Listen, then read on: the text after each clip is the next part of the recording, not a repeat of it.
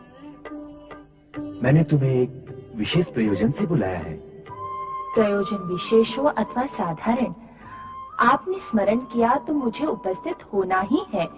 आपकी आज्ञा का पालन करना ही है। आज्ञाकारिता की ये पवित्र भावना आज्ञा सुनने के पश्चात भी बनी रहे तो सभी का कल्याण होगा। मेरे प्रति क्या आपको शंका है जगदीश्वर? क्या मैं आपकी आज्ञा की अवज्ञा कर सकती हूँ? तुम्हें पृथ्वी पर जाना होगा गंगा। बस यही है आपकी आज्ञा। इसी हेतु से आप विचार कर रहे थे।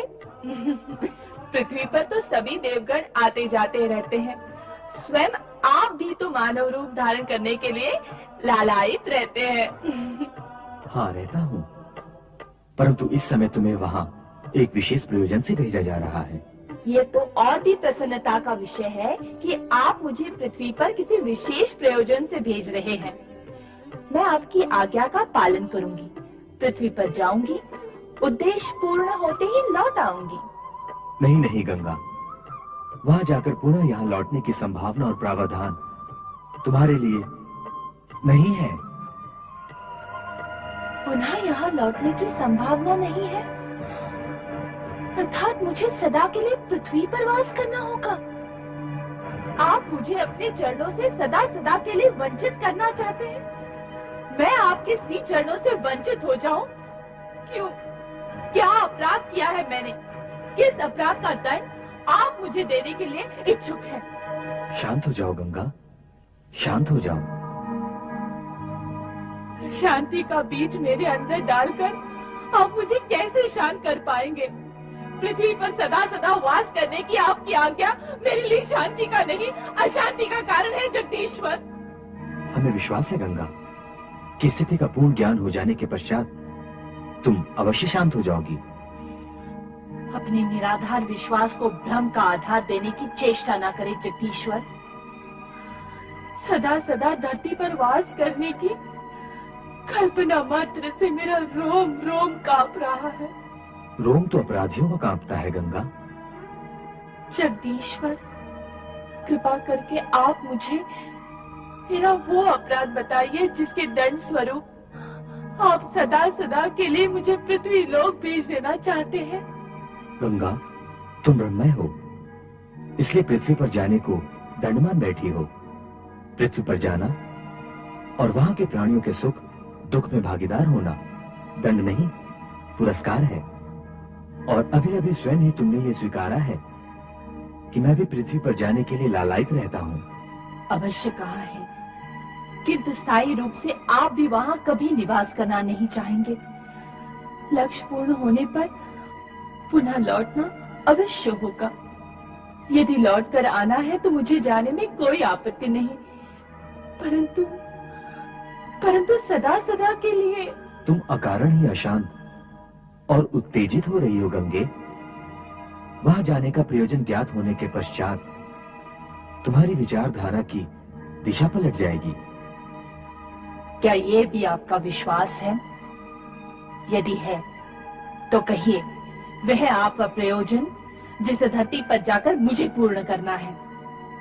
तो सुनो, एक दिन राजा सगर के 1000 पुत्र अश्वमेघ यज्ञ के घोड़े की सुरक्षा करते हुए दिग्विजय के लिए राज्य में भ्रमण कर रहे थे।